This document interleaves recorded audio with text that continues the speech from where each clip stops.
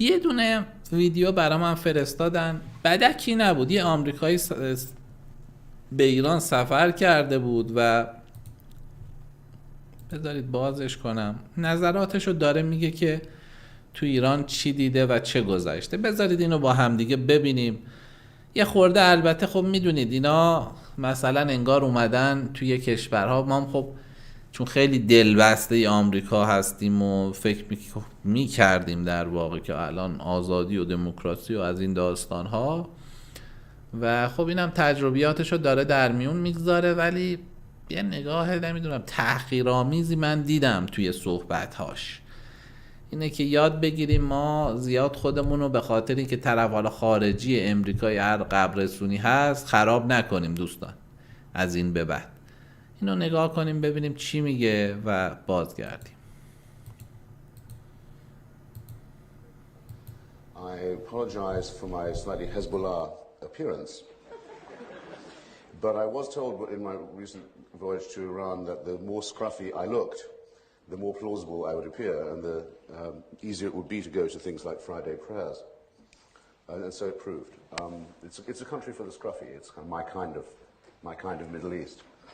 By going to Iran, a country I'd had a great difficulty getting a visa for many, many years, I think I've become the only person who has, since the year 2000, been on the ground in North Korea, in Iraq, and in Iran. In other words, I may now have a stump speech that I can go around giving. This is my prototype for it, as a matter of fact, why I suggested that we might discuss this famous question of the axis of evil.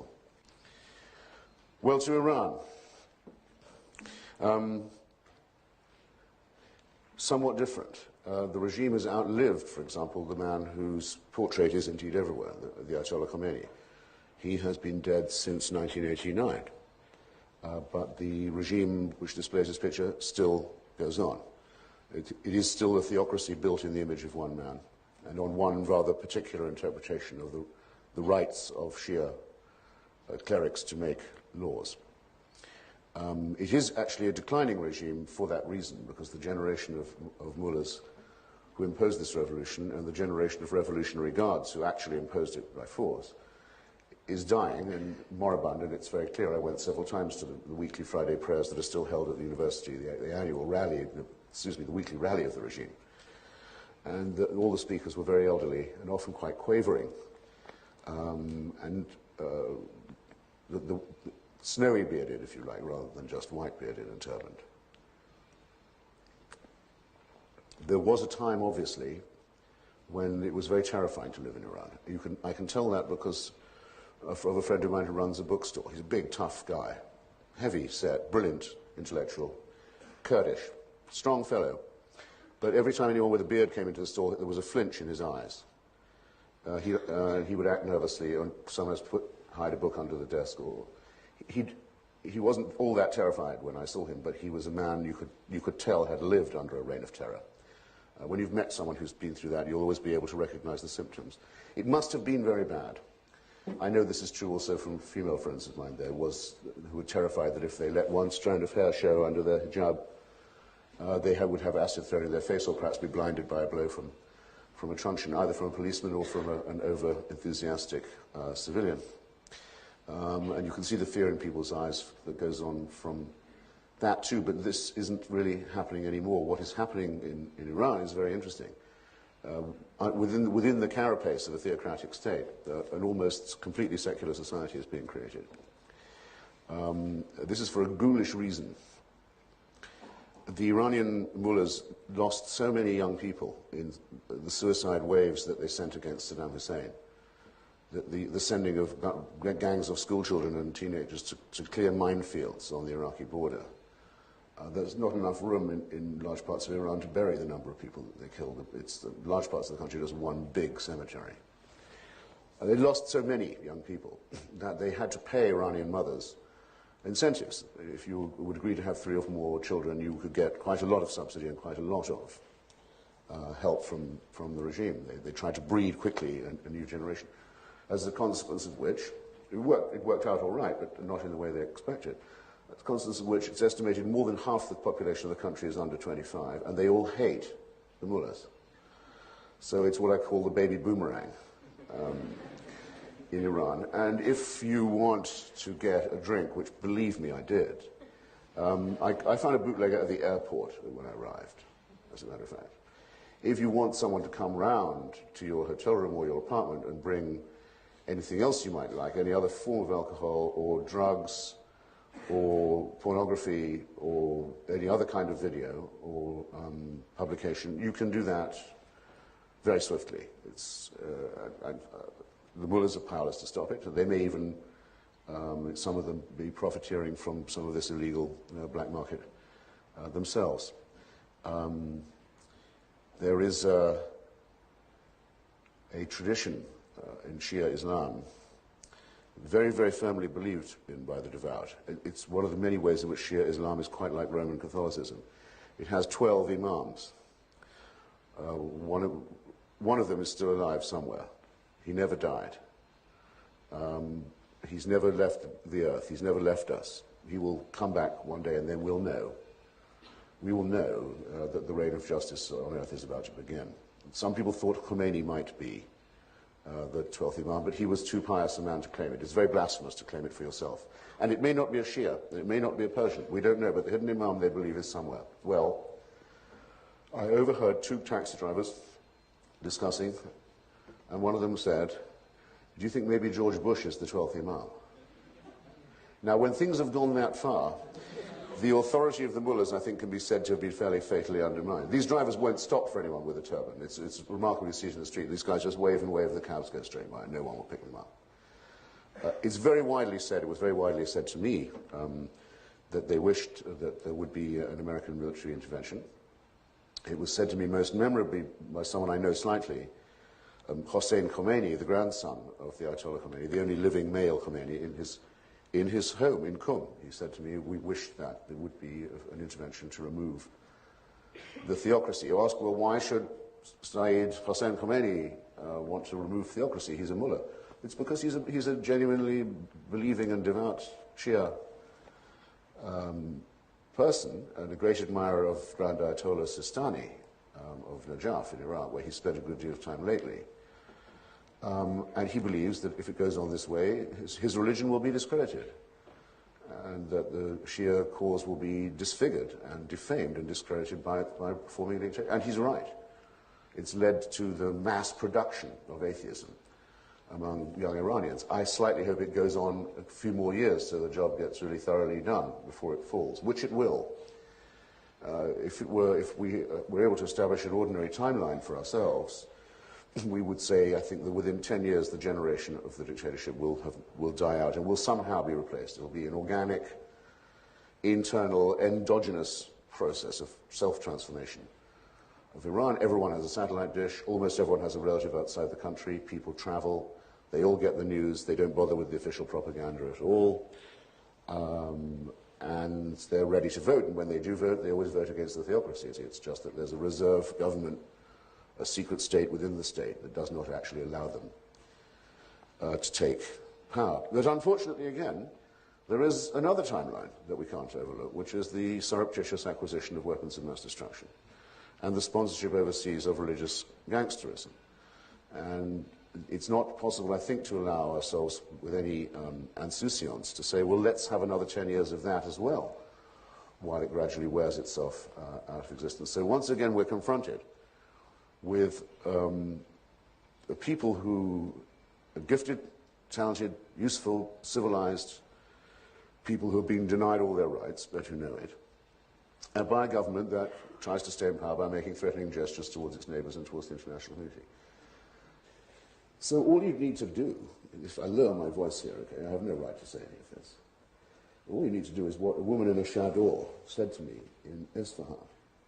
The only one woman I met, actually, in a chador, who hated the regime so much that she said, do you think the Americans could come and only stay for about a week and then get out? And I thought, well, what a brilliant idea. I'll pass it on. You know? Several of the Iranian government have wanted men in Europe and elsewhere. We know the names of the people who sent out these death squads to Berlin and elsewhere. Go arrest them. You're gone, you're nicked. The rest of you are up against the wall. I was asked to confirm that I'd heard from more people than I had not heard from the remark that they would welcome in Iran a Western and American intervention to remove the mulocracy. And which I can confirm, yes, that's very commonly said.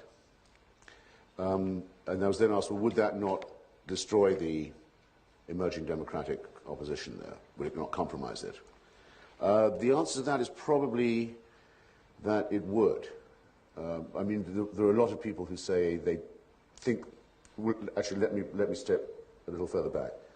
I've heard that said so often by people that after a bit it stopped delighting me. In other words, in a way, it's a confession of weakness on their part. It's a confession of impotence. It's a sort of resignation. We can't do anything ourselves. There's also something slightly servile about it, and a mentality of that kind, of course, could turn on a dime. Right away, if there was an invasion, people would, if they got what they wanted, they'd suddenly say, down with the occupation, to show that they could be brave after all, as has happened with quite a number of Iraqis. Now that they can show their courage, they do. It's partly because of the shame they feel, the cowardice and conformism before. And one doesn't want to upset this febrile balance too much. And one does hope to encourage an internal movement. But every time an internal movement has been tried, it's been very brutally put down. So that, given the odds, given the very heavily armed goons with which the regime maintains itself, one is condemning people to a much longer period of servitude. And one is also exposing the international community to a much greater risk of a promiscuous state with weapons of mass destruction. Therefore, I think everyone has to reason it and realize that we're accepting a responsibility either way, and that doing nothing is also a policy.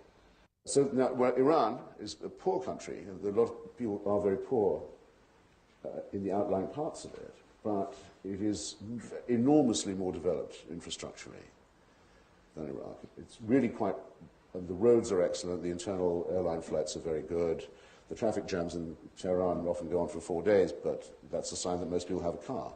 As far as I could tell, there's no sectarian or confessional problem in Iran. 92% Shia.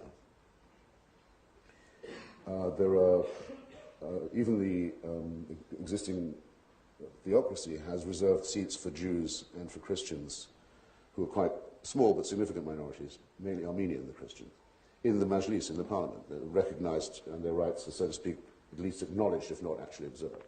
There's certainly no dislike for Jews or Christians. It's very dangerous to be a member of the Baha'i faith, because that's post-Islamic, not pre. But other than that, there's nothing of this sort. The Kurds are a very small minority. They're not separatist. There hasn't been any fighting there for some time. خب شنیدید دوستان صحبت‌های این آقا رو در رابطه با ایران و وضعیت فعلی. خودش رو جا زده بود و اومده بود و تو ایران گشته بود و ریشم گذاشته بود و بعد مشاهداتش رو تعریف میکرد. ولی خب یه نگاه تحقیرآمیزی متاسفانه این غربی ها کلن به مردمان خاورمیانه دارند. این صحبت ها رو گوش دادید. حالا من براتون یه فیلم هم میخوام نشون بدم. از کی؟ از امروز صبح توی فرانسه یه جمهوری فرانسه گیوتین ها رو می آوردند و پادشاهی خواه ها رو گردن می زدن برای دموکراسی و اینها. براتون یه فیلم میخوام نشون بدم و یه نتیجه گیری کنم. این امروز صبح توی فرانسه است. دعوا و تو سر هم زدن بر سر روغن و آرد توی فروشگاه های فرانسه. نگاه کنید اول دوستان.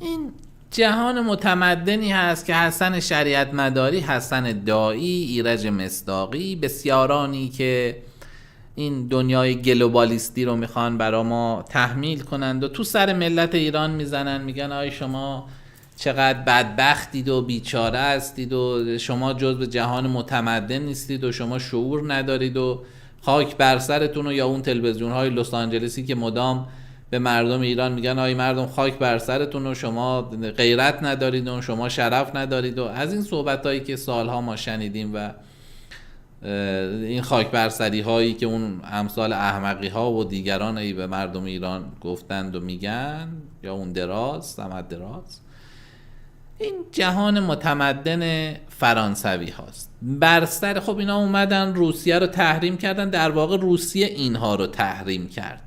اینا اومدن قمپوزی در کنن که آقا ما میایم و روسیه رو تحریم میکنیم و ویزا رفت، مسترکارد رفت، پیپل رفت، نتفلیکس رفت، این رفت. خب روسیه هم گفت اینجوره، منم حالا تازه فقط شایعش افتاده که روغن و گندم به اینا نمیدیم.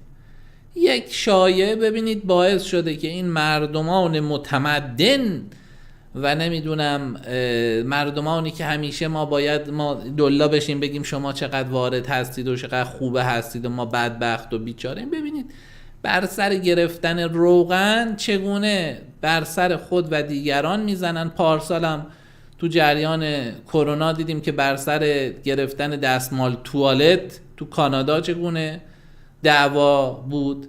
و میخوام بگم اقتصاد مسئله ای نیست. تازه مردم ما که بدبخت و بیچاره ها 43 سال 44 سال هم شما حرامزادگان گلوبالیست از آخوند حمایت کردید، هم دندون رو جیگر گذاشتن با سیلی صورت خودشون رو خیلی ها سرخ نگه داشتن تو اون ایران. وگرنه این جهان متمدن شماست، این جهان متمدنتونه. من این نگاه تحقیرآمیز خیلی ناراحتم میکنه. این نگاه تحقیرآمیز به ما دارن و خودشونو خیلی برتر و اینها میدونن. اینا هنوز گشنگی نکشیدن تا تمدنشون مشخص بشه. کافی روسیه فقط بیاد بگه آقا من گندم و نمیدونم روغن تمام به شما اروپایی ها نمیدم، برید کشکتون رو بسازید، برید خودتون بکارید. بعد این جهان متمدن رو من اون روز به شما نشون خواهم داد که چگونه جهان متمدنی. همین فرانسوی ها گیوتین میارن، اولین کاری که میکنن سر مکرون رو قطع میکنن دقیقا. و خواهید دید جهان متمدن رو. و این که هی تو سر مردم ایران بزنند و هی بگن که آقا اینا خوبه هستند و شما غیر متمدن هستید و شما شرف ندارید و اینها، این فقط حربه این گلوبالیستاست دوستان. شکم گشنه از قدیم گفتن آقا، به زبون خیلی ساده میگم، شکم گشنه ایمون نداره. حتی آخوندا میگن شکم گرسنه ایمان، دین و ایمان حالیش نیست. شما حالا هرچی میخواید بگید، وقتی انسان گرسنه شد همه کار میکنه، دزدی میکنه، نمیدونم دست تو جیب دیگری میکنه، در کنارش بیکاری میاد، فقر که اومد خودفروشی میاد، نمیدونم شرف و انسانیت کمرنگ میشه. ولی خب ملت ایران با تمام این وجود دوام آوردن، با تمام این وجود خیلی ها با سیلی صورت خودشون رو سرخ نگه داشتن و خودمون رو ما مفت نفروختیم آقا، خودمون رو مفت نفروختیم. یعنی 1% از این بلاهایی که بر سر ما آوردن همین گلوبالیستا تو این 44 سال به بهانه این که آخوند رو ما میخوایم تحریم کنیم، ولی در کل ملت رو تحریم میکردن. ولی برای چی؟ برای اینکه نفت ما رو ارزون بخرن. نفت رو که تحریم نکرده بودن، یک کاری میکردن که جمهوری اسلامی نفت بشکه‌ای $100 رو ورداره برای اینا بیاره بشکه‌ای $50 تحویل بده. خب تحریمی نبود، در واقع تحریم اونی بود که پرزیدنت ترامپ گذاشته بود که ظرف 2 سالی که تحریم بود آخوند افتاده بود به دریوزگی. نه این تحریم هایی که باراک حسین اوباما و بوش و نمیدونم همه این حرامزادگان گلوبالیست میگذاشتن. میخوام بهتون بگم این داستانی که هی روی ما پیاده کردن. مسئله اقتصاد، آقا اقتصاد ضعیف باشه، بدبخت باشه یه ملتی، خب خیلی چیزا هم فراموشش میشه. الان هم تو فرانسه هم این نمونه رو داریم میبینیم. پارسال توی این داستان دستمال کاغذی ها و دستمال توالت ها تو کانادا دیدیم و کافی یه خورده اینا چوب این به قولی خراب بودن اقتصاد و تورم و اون تورمای ما میکشیدیم به گردشون بخوره. بعد شما اون ملت متمدن، جهان متمدنی که حسن شریعت مداری ازش دم میزنه که اگر نگید مرگ بر پوتین جز اون جهان نیستید، اون موقع اون جهان متمدنم خواهید دید دوستان.